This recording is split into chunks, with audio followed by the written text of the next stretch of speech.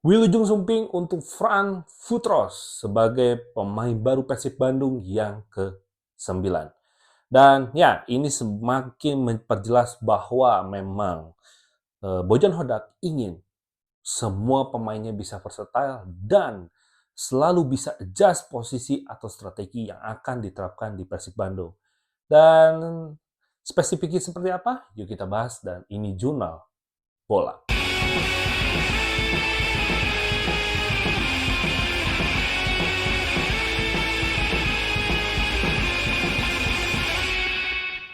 Sebelum mulai pembahasan, jangan lupa untuk menekan tombol subscribe. Kenapa? Karena di data analitik gue masih banyak yang nonton, tapi banyak juga yang belum subscribe. Jadi, gue mohon dengan sangat untuk subscribe channel ini supaya ini bisa menjadi dorongan semangat gue untuk selalu bikin video buat kalian semua, buat update, buat insight, dan segala macamnya. Oke? Jangan lupa untuk pencet tombol subscribe. Oke? Dan ya, Wilujeng Sumping untuk Frank Futros sebagai pemain asing ke-9 Persib Bandung yang mungkin ini akan menjadi pemain terakhir asing yang akan direkrut oleh Persib Bandung. Dan kenapa harus Frank Futros ya? Jadi memang bisa dikatakan ada rumor ya, empat rumor pemain yang akan bergabung ke Persib Bandung. Salah satunya yang mungkin sudah kalian kenal yaitu ada Lucas Piazon ya. Lucas Piazon yang pernah bermain di Chelsea, pernah bermain kalau nggak salah di Valencia atau di mana ya. Pokoknya di Liga Spanyol. Intinya sudah malang melintang dan dari segi harganya memang cukup mahal. Sekitar kurang lebih 13 miliar. Kalau misalnya Persib Bandung ingin merekrut seorang Lucas Piazon. Dan kalau kita merucut kepada seorang Lucas Piazon kan posisinya adalah attacking midfielder ya. Kalau attacking midfielder menurut gua itu sudah posisinya penuh banget. Dan kalau berpikir secara logika, Lucas Piazon di trial di Thailand menurut gua ini sangat tidak masuk akal ya.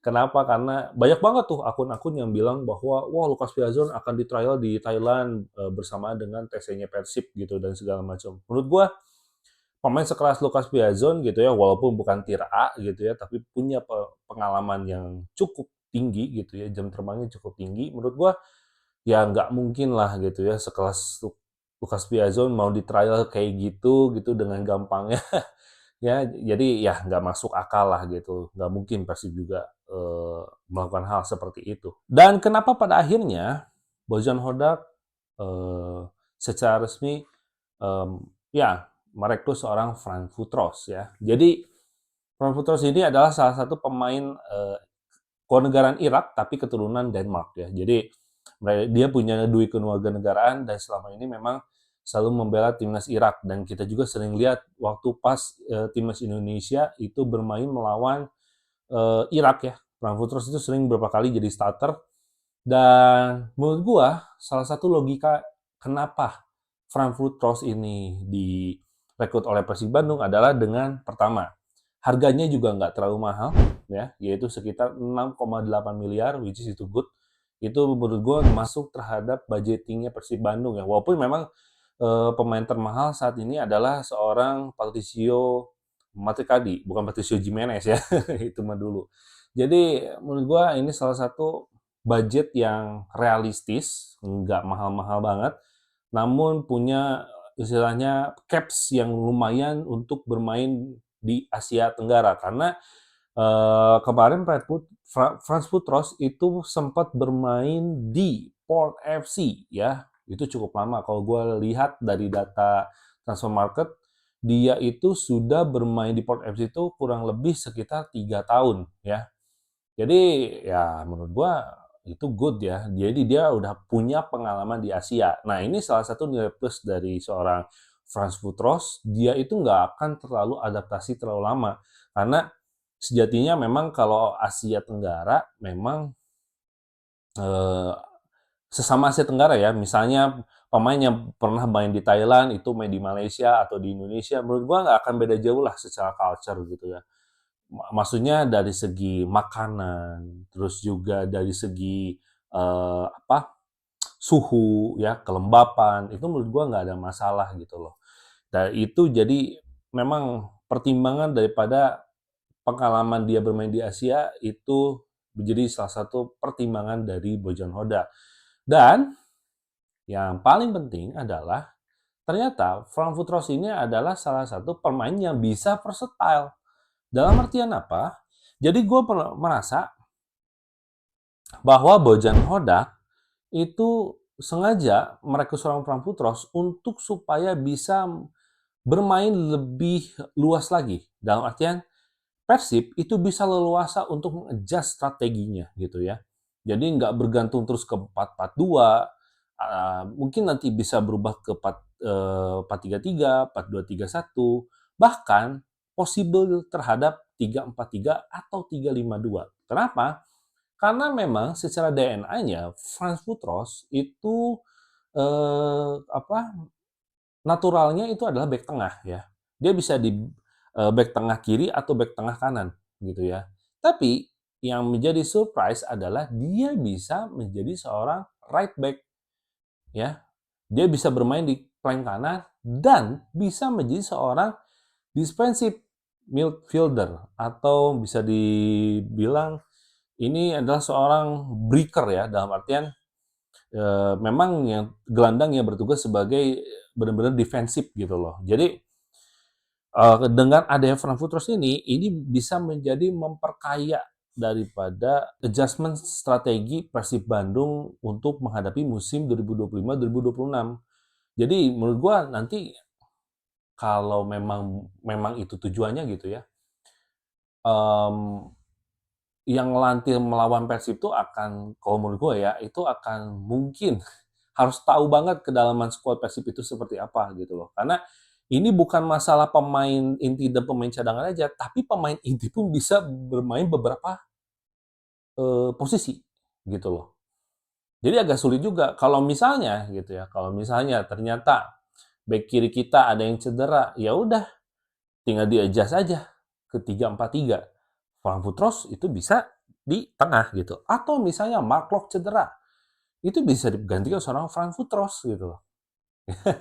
Jadi menurut gue ini sangat apa ya? Menurut gue daripada 4 yang dirumorkan kemarin, pemain-pemain yang mengisi sebagai calon pemain asing ke-9 Persib Bandung, menurut gue ini adalah salah satu strategi yang brilian bisa merekrut seorang Frank Futros. Walaupun isunya udah lama gitu ya, Frank Futros itu akan bergabung ke Persib Bandung karena mungkin pertimbangannya mana yang lebih bisa dibilang lebih masuk akal gitu. Apa harus merekrut seorang Patricio Marticadi atau seorang Frank Futros? Karena kan mengingat bahwa kuota pemain asing kemarin itu kan ada 8 dan sekarang ditambah jadi 11 gitu ya. Terus ya banyak banget yang bisa di-adjust dan Bojan Hodak salah satunya mungkin melihat gitu dan kita juga sama-sama melihat ya bahwa posisi right back ini memang sangat-sangat krusial lah gitu loh dan pasti nanti akan jadi titik lemah kalau memang tidak ada